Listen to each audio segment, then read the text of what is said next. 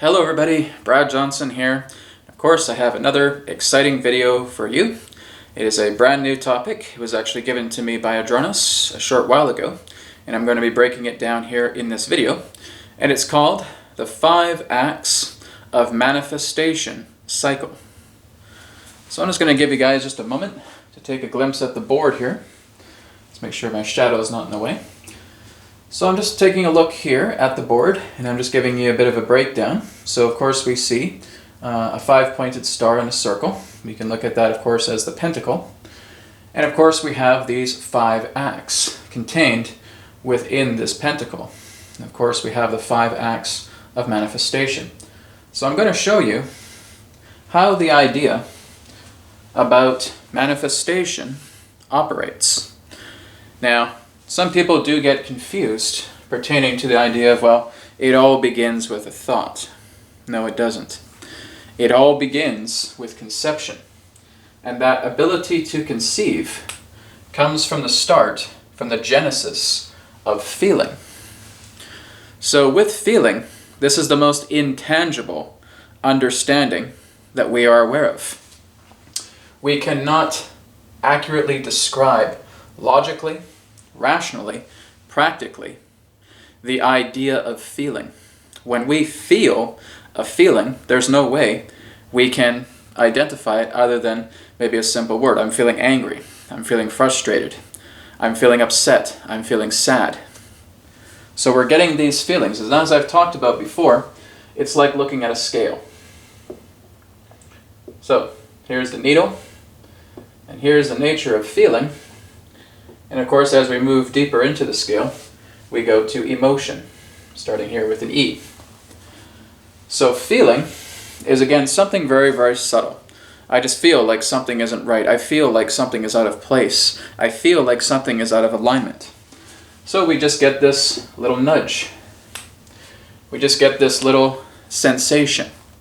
We can't really put our finger on it. It's just a feeling of being out of place. It's a feeling that something isn't right. Something just seems wrong here.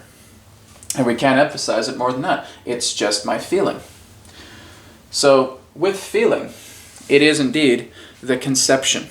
It is the conception of all ideas. We have a feeling about how this idea of a new business may start. We have a feeling of getting into a new partnership. We have a feeling that we're going to get up out of bed, go downstairs, and brush our teeth, and get ready for the day. So these are all the states of feeling. But what happens is when we ignore our feelings, we neglect them, these feelings start to stack up more and more and more. It's kind of like a stack of pancakes, right? Here's the flapjacks getting higher and higher, until you have this enormous tower. And then there's that one little flapjack you put on, and now the entire tower falls. Right? You could also see it as like a stack of dominoes. Right? We're stacking up high, high, high, high. We put that one little tile there, and everything collapses. What happens? Emotion. That's exactly how emotion is born. Emotion is a stacking of neglected feelings, whether negative or positive, it does not matter. Right? Whether we're blasting with happiness or excitement, whether we're angry, aggressive, explosive, does not matter. Through both of those polarities, when we have all these stackings of feeling that is being neglected, ignored, buried, there's that one little tile, there's that one little flapjack. And that's what does it. That triggers you. Poof! All of a sudden you have an explosive emotional response. So that's how emotion comes into this perception here. So the first thing we look at is feeling. We have a feeling about an idea. We're just brewing it in the ethers. And this feeling comes to us. So now I got to work with thought to perceive what this feeling is trying to tell me. The thought is helping me to rationalize it. I'm working with the mind. I'm trying to bring a practicality. I'm trying to bring some type of solidity to this idea. and it's going to come through thought. So I get the feeling. I attempt to perceive that feeling in the best way that I can through thought. Okay? Thought is like our translator. It's attempting to translate some particular type of idea about how we are going to perceive this feeling, this idea, this innovation. Then we move over to choice. We go to free will. Okay, I put some thoughts together. I'm going to do this. I can do this. I know that this is going to happen. I'm going to make this work. And so I make a choice. I use my free will. I said, you know what, this is a good feeling I have. I'm getting an idea about how the blueprint is working. I'm putting it into practicality. I have the means to make this solid. I'm going to go and do this. I'm going to run this course. There's the choice. And now I'm going to go ahead and do it. There's your karma. There's your action. Your karma, your action, is here. And so now you're taking the ball and you're running with it. You're now putting that idea into motion. Okay, this is a big one. This is where people often get stuck when we look at to, quote unquote, the law of attraction, right? They just think they just have to do these first three. No, you gotta do all five. Okay, so we feel it, we got the thoughts, we're perceiving this idea, we're making a choice, we're running with it, we're taking action, we are now actually running with it. We're now blazing the trail, taking action upon it. As we take action upon it, we witness the manifestation. We see the result. We see the effect about what this manifestation is. And this is how it becomes a manifestation, through this entire circle, through the pentacle here. Every single manifestation throughout your entire life follows this 5-act cycle. Okay? The 5 acts of manifestation. This is it. It's the pentacle. Every single thing. Whether it's something simple or whether it's something grand. However we want to perceive it. Like when it's going downstairs and you're making yourself a sandwich. Okay? That requires the 5 acts. When you decide to go to the bathroom. Okay? That's the 5 acts. Right? When you're getting into a relationship with a new partner. That's the 5 acts. When you're starting a new career. That's the 5 acts. When you're going to go buy a new car. That's the 5 acts. When you're going to school, that's the 5 acts. You cannot avoid this. Okay? For us to manifest something follows the 5 acts. This is imperative. This is, again, what makes our manifestations possible, is going through these 5 acts relating to this manifestation cycle. But at the bottom here, we see a chain. And it says reaction chain / cluster. What does this mean? Well, again, it is the idea of an inception, right? So if this is the prime idea, the prime manifestation, where let's say, for example, we're getting involved with a relationship for the very first time. We're a young male, young female, not enough room there. Prime manifestation. Maybe we're a teenager, right? And we're falling in love for the very first time. Well, this is the prime manifestation about that. I feel this way for a certain boy, a certain girl. I'm perceiving this. Do I want to perceive this? Do I want to pursue this? Is this something I want to do? Yes, I'm going to act on it. Free will. Okay, choice. I'm going to now take an action. I'm going to go talk to her. I'm going to go talk to him. Let's go for a date, right? And, of course, the action happens, and the two of you go on a date. Okay? Maybe it's a great success. Maybe it's a sad failure.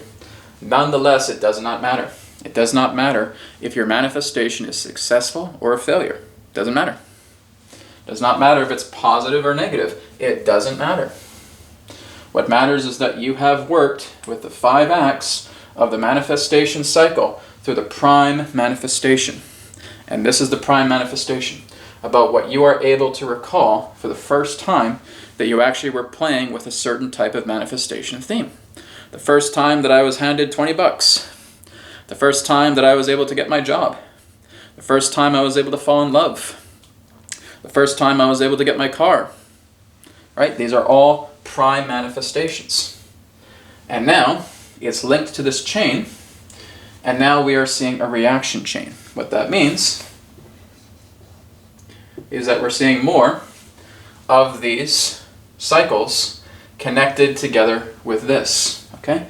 So if this is a prime manifestation about falling in love, then we're going to have all of these other circles, all of these other cycles.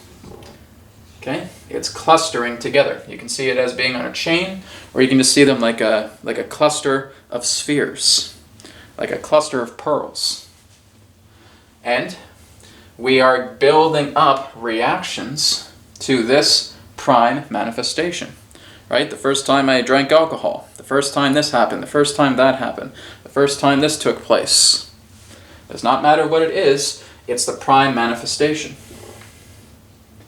And when we look into the prime manifestation, and if we feel that there has been an impairment there, there's been a disaster, there's been a trauma, based upon our prime manifestation, this is what we want to work on. We're not so much interested in all the clusters, right? The clusters are going to breed emotion through this entire manifestation. So I reacted to this. Oh, my date was a failure. I felt so heartbroken. She said I didn't like you, or he said I didn't like you. And I was just getting so depressed, and I was so upset. It didn't work out, and I was heartbroken. Okay? Prime manifestation. That's it. That's a prime manifestation to, quote unquote, your first date, your first relationship. And she said no, and he said no to you. Does not matter, again, like I said, the outcome, whether it's positive or negative. This came together because you cannot create a manifestation without these 5 acts. Okay? So you are feeling. Like I said, the feeling is always the first thing. It's not thought. Okay? Thought is the second thing. So Brad, how does that work? Because I'd always thought that thought was the way, that thought was the very first thing, that everything is about the original thought. Thought is an important thing, but that's relating to mind. When we're looking at feeling, we're looking at essence, we're looking at substance, we're looking at heart, we're looking at spirit. That's always first before the mind. Okay? Feeling is very, very different from the mind. We are perceiving it through this body, and of course this body perceives as a result of mind. But when we're coming into the aspect of feeling itself, it goes beyond mind. Feeling is beyond mind because we can't describe it. We can't define it. We can't label it. We can't term it. Closest thing we have is anger, aggression. But I would say, okay, well, go more than that. I want you to actually talk about this feeling without mentioning its label. I can't? Exactly, right? You can't. It is so intangible. We are only able to give it that simple label. I'm feeling angry. I'm feeling upset. I'm feeling sad. And it took thought to put those labels together. For the idea of grrr, right? Anger, right? Sadness, boo-hoo-hoo-hoo-hoo. That is the product of the mind. The mind is creating these terms because that's the best way I can describe it. I can only describe anger by saying I'm angry. I can only describe sadness by saying I'm sad. I can't describe it anymore without trying to describe other associative feelings. There's no way I can describe it. So that is why feeling is paramount, relating to the idea of manifestation. Okay, it is always first. Every time you come up with an inception, the feeling follows. And some may say, well, I don't know, I felt like I could never really recognize my feeling. Sometimes you don't. It's so subtle, it's so soft, it's so minute. It's like this, okay? And you have to imagine this like a sine wave. Whereas if you have emotion, it's like that, okay? It's more noticeable. You're aware a lot more when you're emotional. But when you're in feeling, no, it's a very soft, subtle feeling. It's a subtle sensation. Some of us can't pick it up, right? We have to have a very attuned heart to even try and pick up that very subtle frequency of feeling. Because it's very soft, it's very subtle, it's very quiet, it's a quiet thing. So when we get that feeling, it's like our thought just pops in first, and that's why we often misinterpret the feeling, well, thought must be the genesis to the idea of innovation. No, not at all. Thought is, again, the perceiver. It is the first to perceive an idea. But the idea itself firstly becomes conceived by feeling. Okay, it's not thought. Thought is secondary. It is a perception. And then, of course, we go into choice. We go into free will. right? We make a decision by following through with our actions. So it's like what I and Adronis have talked about in the past, is that when you're moving past free will, you just come right into decision. It's like you have a single path here outlined. You're going from thought and right to action, right? You don't have to stop to make a choice. Is it option A, option B, option C, option D? None of that. You already know what you're doing. Spirit is guiding you. You make a decision. You don't go with the A, B, C, D, or E. You go right through the path. It blazes a trail. And so this becomes a decision path leading into action for those of you that follow directly where Spirit wants you to go. Okay? It's just the idea that I got the thought, I know exactly where I'm going, I'm doing it. Feeling has come, thought has come, I've made a decision, I'm taking action, here's the result, here's the manifestation. Okay? This is reaching that level of completion pertaining to the manifestation, whether successful or not, does not matter. The manifestation has come. This is the result of that manifestation. This woman broke your heart, this guy broke your heart, right? But nonetheless, that was the result of the manifestation. And so then you have reactions. You have all of these different clusters of the 5 acts of manifestation cycle clustering together or chained together with this prime manifestation.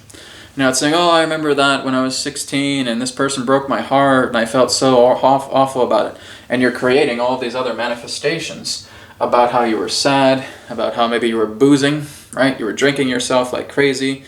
You felt that you just wanted to stay home and eat ice cream and were just so heavily depressed. Okay, these are all manifestations. They're all coming together and they're linking together with the prime manifestation. So it's like looking at a nest of spheres. Okay, but at the heart, at the core of that sphere, is the prime manifestation.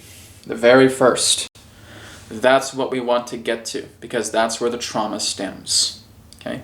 The trauma stems always with the prime manifestation. The trauma does not stem from the idea of added on to that degree. There'll certainly be some emotional heaviness, but you really have a compromised prime manifestation that makes the trauma so severe. Okay, that's what happens. The first time that we argue with our parents, the first time that we argue with our friends, the first time our dad yells at us, our mom yells at us, all the first times, right? It's always the first time. Because there may have been some other times where, again, we've created other manifestations and we had a great time with the parents, great time with the family, great time with the friends. No problem there. But something happened. Something relating to a prime manifestation that represented despair, that represented the conflict of trauma, abandonment, rejection, abuse, came from the prime manifestation 5-act cycle. That's what we got to discover. This is where we channel. We channel through those nest of spheres, and we come into the prime manifestation 5-act cycle. Okay? We want to come through the prime one, the main one, the one that is at the heart of all these other clusters that represented the 5 acts of manifestation that added on, because those are reactionary cycles. So I'm just referring to these pentacle here, as cycles. Okay? So all of these other cycles started branching, started collecting, started merging together with the prime one. And those are the reactionary cycles. Okay? I'm not too interested in those. Those are, again, linked to emotional identity. Okay, the emotional identity will connect to reaction. About looking back at this and analyzing it to death. And that's what's creating all these fears. I should have done this, I should have done that, I should have done this, I should have done that. And now you're trying to manifest these things that are not working. Right? Saying, maybe if I correct this, maybe if I do this, but you keep making these decisions from a very, very base frequency. And it's just getting you in more and more trouble. But it's because of this that trauma is there. It's because of this that is what's actually feeding the lack. So when we are doing trauma work, we want to look at the prime manifestation. Okay? The prime manifestation is the key relating to something that we've been hurt by, that we're in conflict with, that we're traumatized by. We have to look at that. And so what do? Well, we create a new theme that overrides this old theme. And that again is where we go into something like the Bcr technique, right? We get this idea, okay, I got to do the Bcr technique. The feeling comes, the thought comes, the choice, I'm going to go ahead and do this. The action, I'm going to go into meditation. The result, I get beautiful love energy. Love energy is flowing through me, and it's just as strong or greater than this conflicting energy is. So now I can swap it, which means I take all of my energy out of this, and here's the new one, and I bring it into here. So I basically starve the energy out of this prime manifestation that represents conflict, and I channel it into this new 5-act of manifestation cycle. Because it's much more positive, it's much more loving. Right? It's got a big plus sign there. It's got a love heart as well too.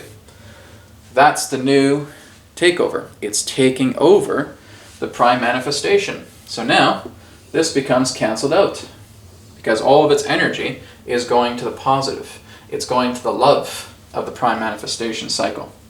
And this now just drops out of our reality. Does it still exist? Yes, of course it does. But it's not in our foresight anymore. It's dropped out. It's like someone just dropping the ball and just watching the ball roll away. And it just diminishes. It's like it vanishes right from your reality. Because you have replaced this conflict with pure, loving intention. You have made something equal to or greater than that feeling of conflict. That traumatic prime manifestation has now been replaced by a loving prime manifestation.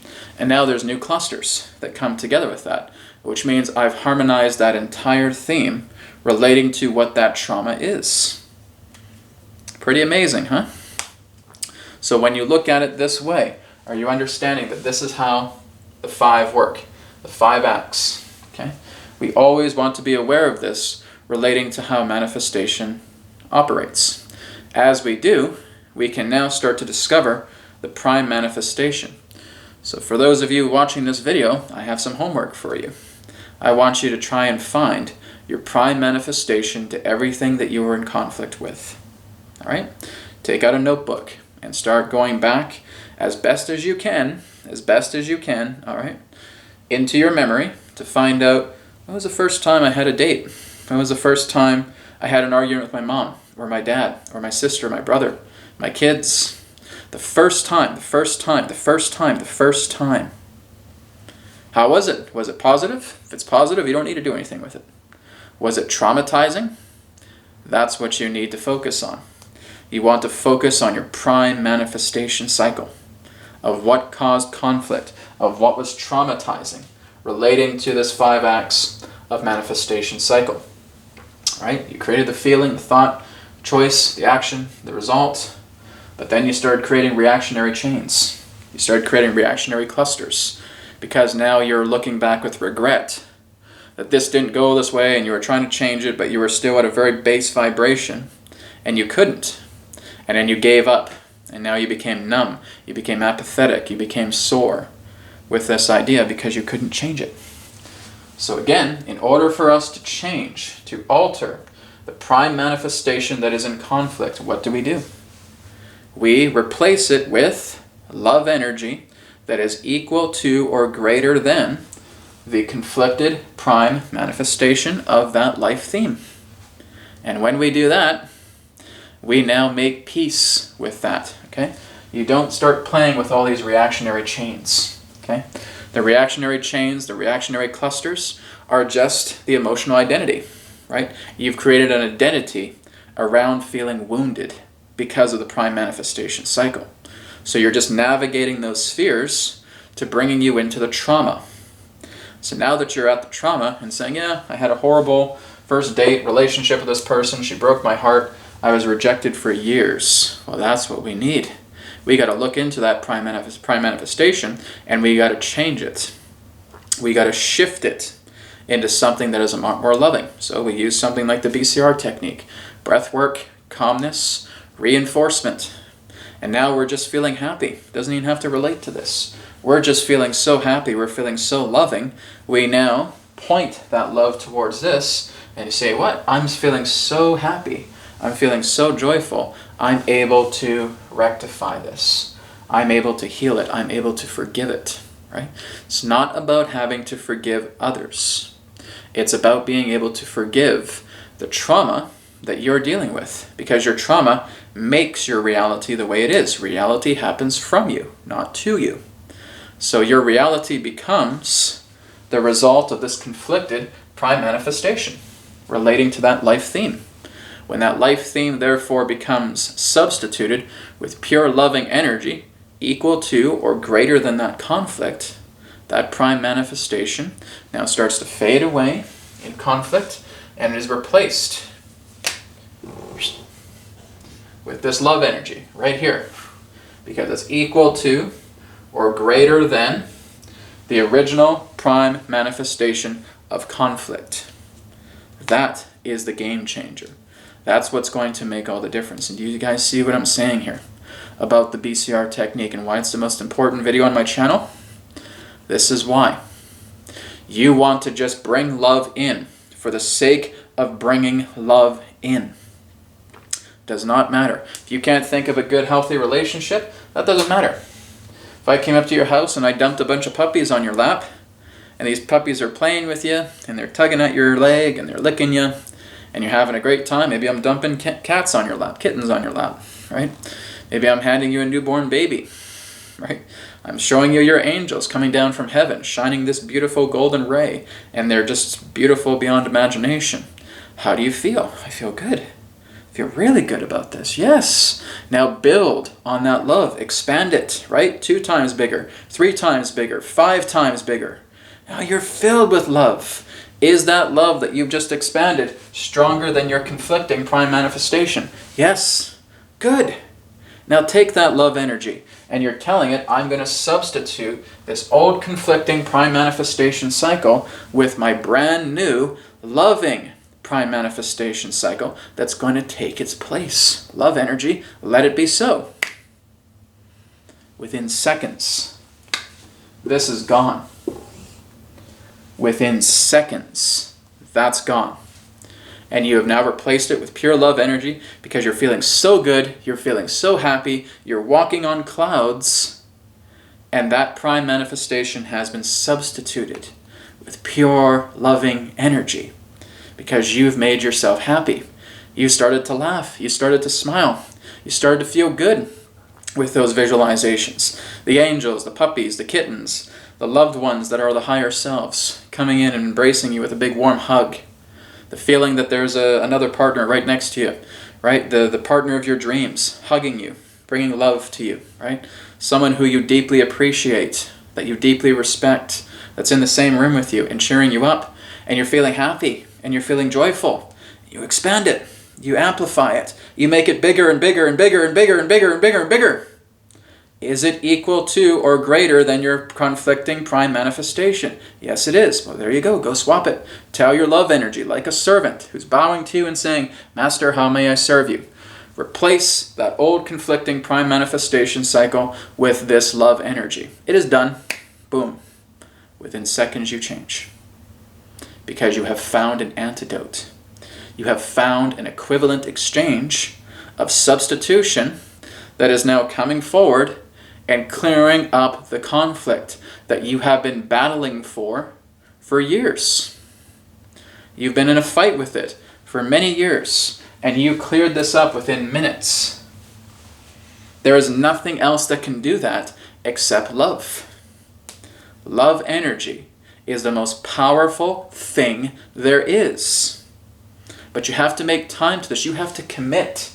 You have to majorly commit to this prime manifestation swap, to the substitution.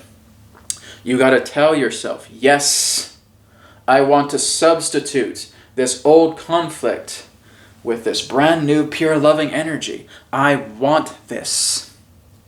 And now, I tell the love energy, substitute this old thing for this new love that I have because it's equal to and or greater, or I would say and greater, or greater, equal to or greater than this old trauma. Let it be done. It's done. That's it. Love's not going to be, screw you, I'm not going to do that. No, it's not like that, right? Love is unconditional.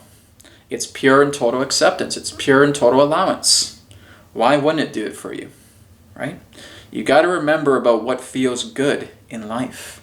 It's those loving moments. It's those happy moments. It's those joyful moments. So why do we keep choosing what we don't prefer? Because you don't think you deserve it. That's why. You punish yourself. It's not these politicians. It's not your father. It's not your mother. It's not your brother. It's not your sister. It's not your kids. It's not your partner. It's not your boss. It's not your coworkers. It's not your friends. It's not the neighbor next door. You punish yourself because reality is happening from you. It's not happening to you. You really have to get this. Really click in with the idea that I have been the one that has been sabotaging everything in my life. Yes, you have. I've done it myself. I've sabotaged myself. And I'm working to clean myself up as well too, right? And I feel like I've come a very long way. And you can too, because anybody can do this. It doesn't cost you any money. It doesn't take so much strenuous effort for you to love yourself, to bring love and joy into things that you appreciate. It's free. It doesn't take any effort out of you at all. Right? If I'm telling you right now, think of puppies that are playing with themselves right now and rolling over and barking, and they're just having a great time, and you're envisioning that, and you're smiling, and you're laughing. Did that take an effort? No. Right? If I'm telling you to see your angels coming down from heaven, shining these brilliant rays of love all over you, and you just feel happy, that cost you anything? That take an effort? No. Right? It's not about seeing deception. Oh, bro, there's no such thing as angels and blah, blah, blah. Guys, I don't care. Right? Use your own beliefs for your own ways. The example here is that you are creating something that you know you enjoy, that you love, that you make happy, that you bring happiness out of yourself because you're willing to swap this prime manifestation of conflict, of trauma, with a prime manifestation of love, compassion, joy, and forgiveness. That's the key here, guys. This is what I've been saying for a long time now. It's all you have to do. That's it. I don't care if you're a major astral projector. If you've been doing spiritual work for 20 years, I don't care. Right? It all comes down to something very simple. I don't care if you're part of the Arcturian 28th dimensional consciousness or blah, blah, blah, blah, and all these other labels. Couldn't care less. What I care about is seeing how you're substituting what you don't prefer with what you do. And the prime manifestation cycle, the 5 acts here, is giving you more of a deeper perception on that. So get to work, right? Make that notebook happen. Start putting that love energy together. Because my goal here is to put myself out of a job. If I see that all of my subscribers on this channel say, yeah, Brad, there's 27,000 of us, and we're all good right now. Great. I'm out of a job. I don't need to do this anymore. Because now I can work on myself a lot more. But I want to work with you guys because I want to help you guys get to where you want to be. That's why I'm here. Okay? And I know I'm not going to put myself out of a job because there's always more people that need help. And there's more people that need assistance. And we are not taught this in school. We're not even taught this in college or university. Right? No form of school teaches something like this. Unless you're going like into deep metaphysical understandings or you're working with yogis, etc. Then maybe something like this can come about. But that's the whole key. Replace conflict with love. Thank you so much for watching, and I'll speak to you again in another perspective of the now. Take care.